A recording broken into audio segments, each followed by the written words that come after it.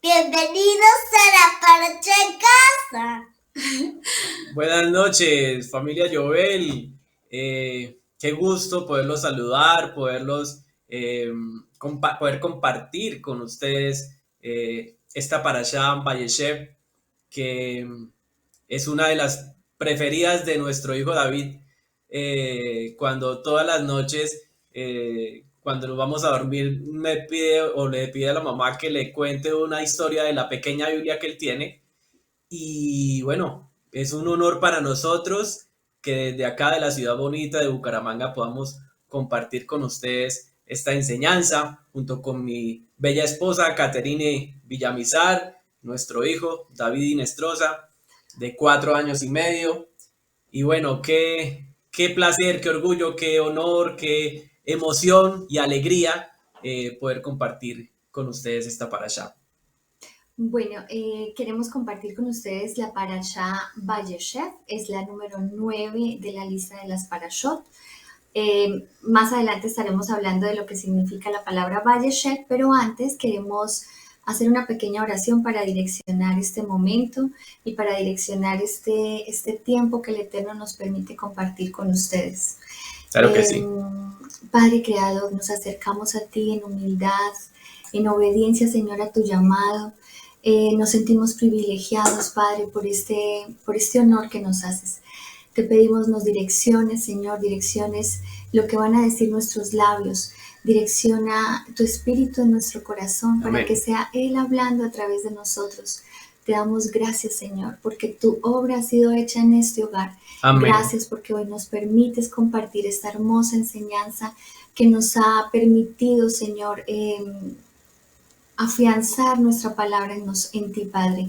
Te pedimos dirección y que sea un mensaje que llegue a los corazones de todos los que nos vean. En el poderoso nombre de tu Hijo amado, Yeshua HaMashiach. Amén. Amén, Baruch Hashem. Bueno, como les decía, la parasha que nos correspondió es la parasha Vayeshev, que está en Génesis 37:1 al 40:23. La palabra Vayeshev significa y se estableció o se asentó. O se asentó. O se asentó, muy bien. Vamos a iniciar con la palabra. Entonces dice, Jacob residió en la tierra donde su padre había habitado, en la tierra de Canaán. Estas fueron las generaciones de Jacob. Y ahí nos hace un relato no nombra las generaciones de Jacob y nos empieza un relato sobre Joseph. En lo que hemos estudiado sobre el inicio de esta parashá, hemos encontrado que se hace un paralelo entre, en esta versión que tenemos de la Biblia, dice, y Jacob residió, pero en otras dice, y Jacob se estableció en la tierra en la que había peregrinado, no habitado su padre, sino peregrinado. Y hacen alusión a la diferencia que existe entre la palabra peregrinar y la palabra habitar, y motivando un aparente deseo de Jacob de querer descansar, de querer cerrar un poco el pasado que tenía complejo y decidió querer descansar. Si bien no es eso lo que estaba mal, lo que trajo quizás un conflicto fue como, según nos dicen los sabios, fue el deseo de querer tener las bendiciones del mundo venidero en este y no querer tener ese momento de fricción o de lucha que normalmente está en las vidas de todos nosotros. ¿Sí? Sí. Es importante resaltar el por qué le empieza una parashá que está prácticamente que habla de Joseph, porque empieza con Jacob y dice Jacob residió, Jacob habitó, en otras versiones dice Jacob peregrinó. El significado de peregrinar es visitar una tierra sagrada, un lugar sagrado, ¿sí?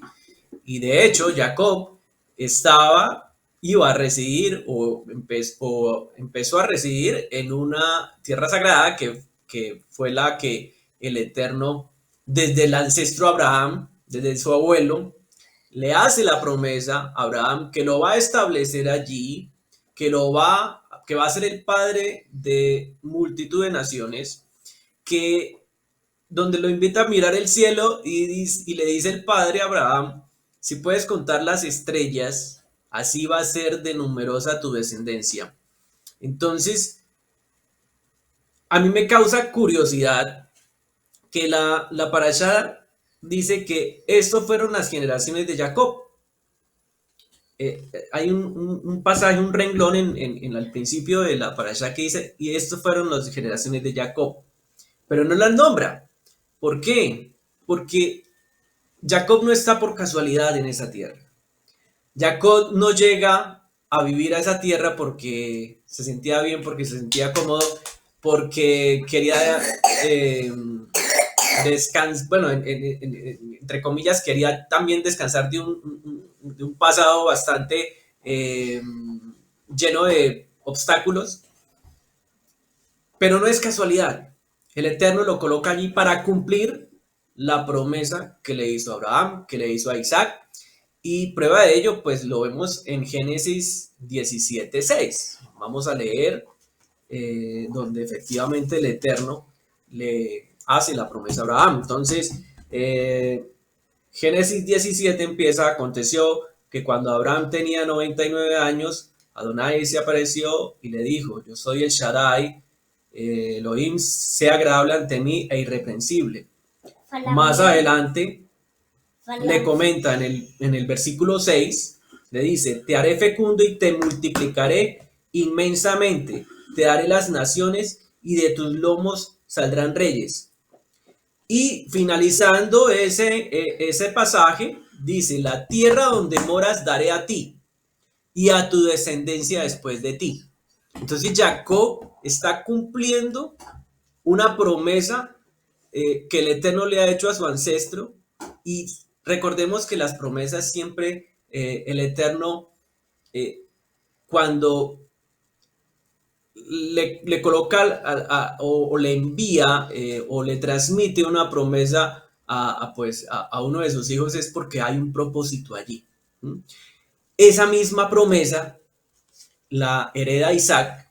De hecho, el Eterno se dirige a Isaac y le comenta también, le establece, le confirma que en esa tierra va a ser, esa tierra va a ser el inicio de muchas naciones, que va a ser el pueblo de Israel, donde pues el mundo va a cambiar y el pueblo de Israel va a ser un eje del cual va a girar pues todo lo que acontece en el mundo. Entonces más adelante en Génesis 26 el Eterno le hace la promesa a Isaac. Entonces dice Génesis 26, y hubo hambre en la tierra, hubo una hambruna. Es importante que tengamos presente eso, hubo una hambruna. Y hubo hambre en la tierra, además del hambre anterior que había habido en los días de Abraham. Fíjese que en Abraham también hubo una hambruna. Más adelante vamos a ver otra hambruna. Eso es un significado importante en el relato pues de esta secuencia que llevamos en las parashás. Dice, hubo una hambruna anterior que había habido en los días de Abraham, e Isaac fue a Gadar ante Abimelech, rey de los filisteos. Pero Adonai se le apareció y le dijo, no desciendas a Egipto, reside en la tierra que yo te diré. Reside en esta tierra, y yo estaré contigo y te bendeciré, porque a ti y a tu descendencia daré todos estos reinos, y confirmaré los juramentos que hice a Abraham tu padre. Multiplicaré tu descendencia como las estrellas del cielo, y daré a tu descendencia todas estas tierras, y en tu simiente, esta es una palabra ya relacionada hacia nuestro Mesías Yeshua, en tu simiente serán bendecidas todas las naciones de la tierra. Por cuanto Abraham obedeció mi voz y observó mis preceptos, mis ordenanzas, mis estatutos y mis leyes. Cada parashá en la Torá está relacionada con la venida de Yeshua. De hecho, desde que el Eterno creó el mundo, creó este mundo, se creó para él. que después lo podemos ver en los evangelios. Lo creó para Yeshua, por eso lo anhelamos. Por eso nosotros estamos en esta tierra hoy cumpliendo una promesa también. Porque aquí la promesa no solamente la está cumpliendo Jacob estableciéndose en la tierra, la estamos estableciendo nosotros aquí en esta tierra. Porque alguien va a venir, alguien que prometió venir por segunda vez y sacarnos del exilio, un exilio en un caos en el cual está el mundo. Vemos cómo la situación actual pues no es tan favorable a nivel de seguridad, de acontecimientos catastróficos, pero bueno, Yeshua nos lo dijo, no tengan miedo, tengan ánimo porque todas estas cosas sucederán antes de que yo vuelva. ¿Mm? Entonces, importante reconocer por qué Jacob o por qué la parashá menciona que Jacob habitó en esa tierra. Adicionalmente, hemos hecho como un listado de los eventos cronológicos por los que nos conduce la parashá y les vamos a decir como los temas generales de esta parashá. Entonces, si quieres, ponemos la siguiente diapositiva. Bueno, nuestros temas son: Jacob se estableció en la tierra de su padre, como acabamos de decir. Joseph, en el relato nos conduce a que Joseph tiene sueños proféticos, que son el fundamento un poco del paralelo, y hay que aclararlo que toda esta parashá la vamos a hacer bajo una mirada, bajo una mirada paralela a la vida de Yeshua, porque si no alcanzamos a comprender la profundidad y la belleza de la parashá que nos ha correspondido, si no tenemos presente a Yeshua en medio de toda esta temática. Joseph tiene sueños proféticos, posteriormente esto aumenta la envidia de sus hermanos y es vendido por sus hermanos a los medianitas. Joseph llega a Egipto, la parashá nos hace un corte aparentemente como muy drástico de temas y nos empieza a hablar de Judá y viene la historia de Judá con Tamar y la descendencia que de allí viene, que también es un paralelismo con la mesiandad y con el rol mesiánico de la casa de Judá y de Joseph en esta historia. Después tenemos que Joseph es prosperado en la casa de Potifar y cómo Joseph acaba en la cárcel. Y ya en la cárcel ocurre lo de la interpretación de los sueños al copero y al panadero del faraón. En ese orden de ideas, cuando nos dice los hermanos, entonces en la parashá 37:13 dice: entonces Israel dijo a Joseph: he aquí que tus hermanos se encuentran apacentando las ovejas en Siquén, ven, te enviaré a ellos. Y Joseph respondió: heme aquí. Este llamado, esta disposición de Joseph a hacer la voluntad de su padre, aún sabiendo que sus hermanos no estaban muy felices de recibirlo, y esta disposición del corazón a escuchar la palabra de su padre y a obedecerla, es la misma disposición que encontramos en todo el relato de la vida de nuestro Adón Yeshua. Como siempre estuvo dispuesto a cumplir con la palabra y con la voluntad de nuestro Padre Creador. Como siempre estuvo dispuesto a cumplir con cada uno de los propósitos que había sido llamado.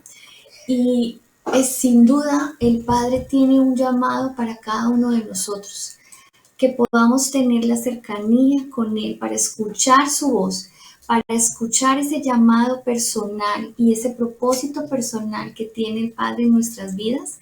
Va a depender un poco de la disposición que tengamos para ello, de la disposición que tengamos para oír esa voz, para escuchar ese llamado, para estar dispuestos a dar esos pasos que nos permitan cumplir esos propósitos que el Eterno tiene para nuestro tiempo y en nuestra vida, porque ha contado con nosotros para llevar a cabo los propósitos de salvación del mundo entero.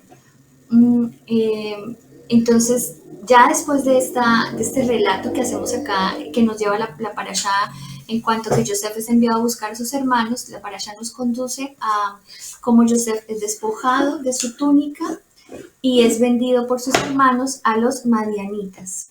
Primero planean su muerte pero finalmente por la intervención de Rubén es vendido a los madianitas. Sí. La historia de José es impactante.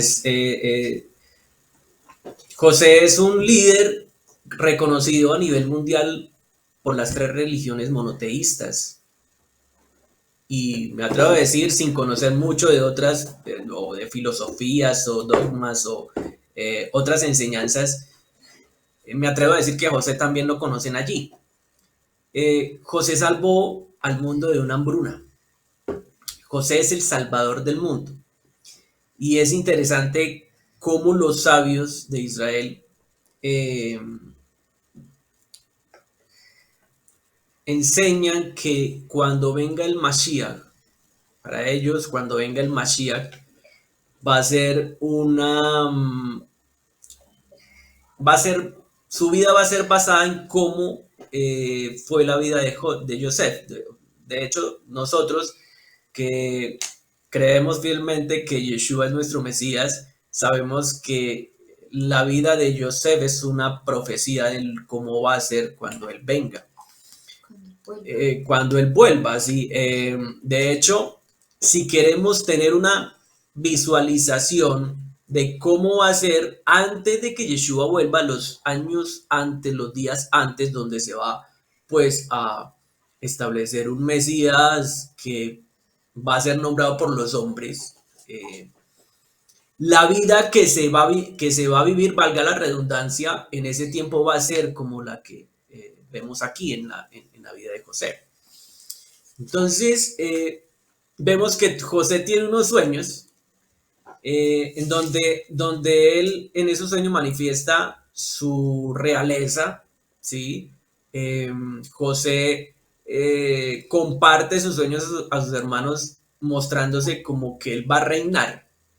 Y de ahí pues lo que todos conocemos de esta parashá, que los hermanos sienten envidia de Joseph, planean su muerte, lo terminan vendiendo a unos mercaderes y bueno, ya acontece pues toda la historia que ya conocemos. Es importante ver que todo esto está puliendo a José, desde que él arranca, digamos, a enfrentarse al mundo sin su padre, con toda esta adversidad, con 11 enemigos que se ganó, cuando hablamos de odio gratuito, de pronto hasta por una misma inmadurez. José tenía 17 años cuando tiene estos sueños y los comparte. Eso es algo que a todos nos ocurre. La importancia de la parashá y de la lectura y el estudio de la Torá es no solamente ver esto como algo histórico, sino como qué me está enseñando el Eterno y cómo aplico eso hoy a mi vida.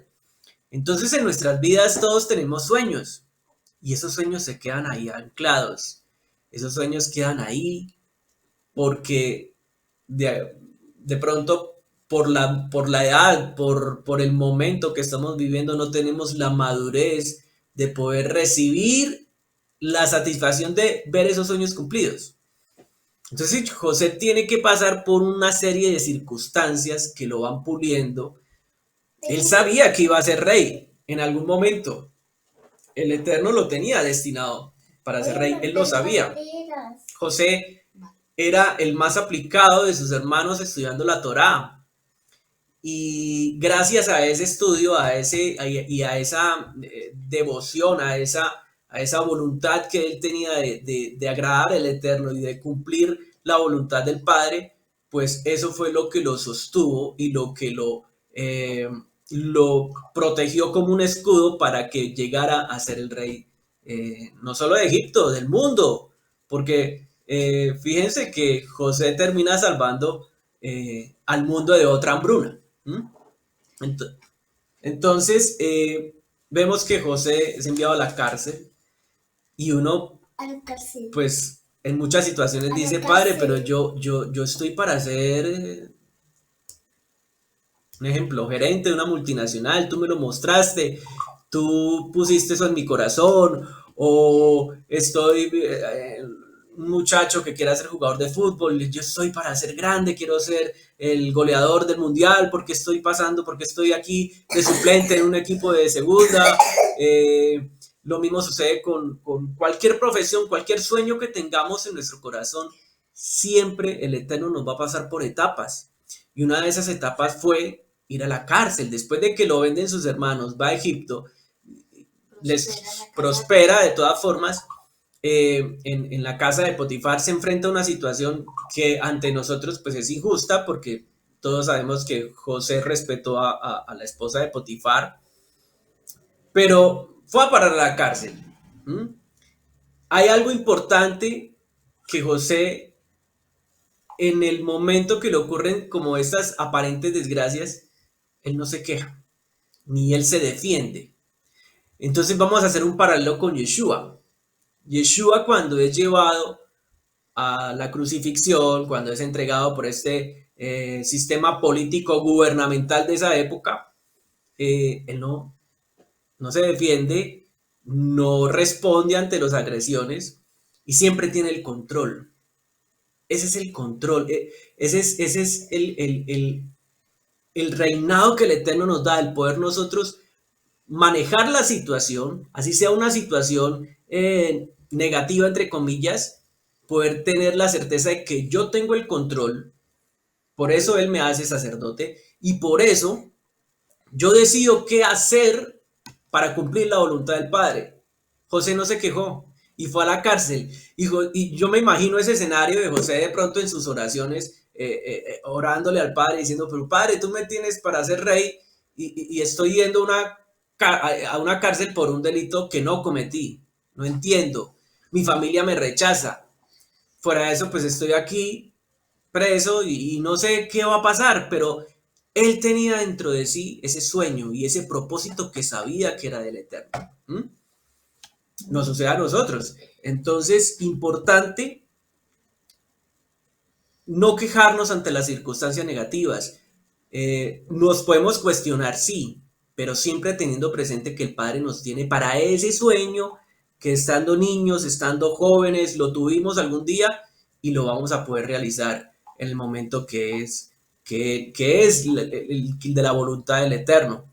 Fíjese que Yeshua, cuando fue llevado ante Pilatos, él tampoco se quejó en ninguna circunstancia y de hecho Pilatos le pregunta, pues, ¿no te das cuenta que yo tengo la autoridad para poder liberarte de esta situación? Y Yeshua le responde que ninguna autoridad fue puesta sobre él si no viniera de arriba. Ahí le está diciendo Yeshua que él es el que tiene el poder realmente, que la autoridad realmente la tiene él, que el que decide sobre su vida es él, no Pilatos. Y eso es lo que nos sucede a nosotros en este mundo. A veces queremos ver las soluciones físicamente, porque fulanito me puede palanquear el puesto, porque sutanito me puede aprobar el préstamo que pasé en el banco, porque menganito me puede colaborar para cumplir un objetivo que yo quiero cumplir en mi vida. No, eso no sucede así. En el reino de los cielos no sucede así. En el reino de los cielos el Padre nos da el libre albedrío, pero para sujetarlo a la voluntad de Él. Y Yeshua fue así. Yeshua no se defendió. Yeshua le demostró a Pilatos que él era el que tenía la autoridad y lo mismo vemos en Yosef. Yosef pasó sus etapas sujeto a la voluntad del Padre y así fue como pudo llegar a ser rey de Egipto.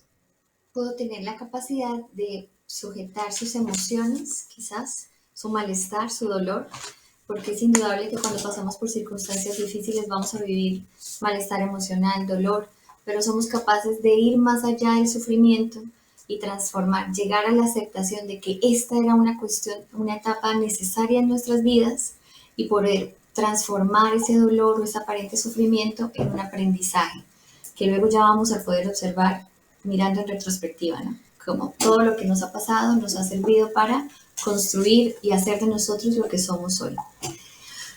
Finalmente, la parashá termina el relato de Yosef en la cárcel con la interpretación de los sueños que él hace al copero y al panadero del faraón.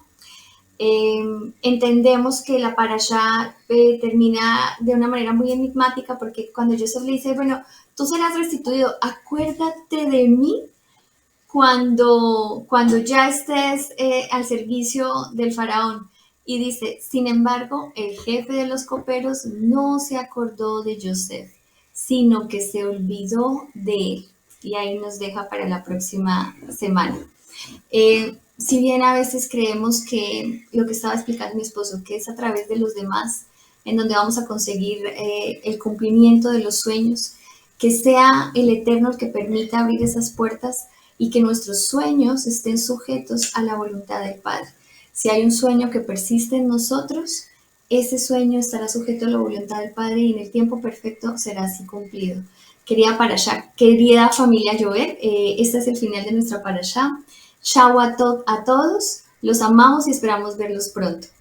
Chao a todos. Shabbat Tov, Shabbat Tov. ¡Chao! ¡Adiós!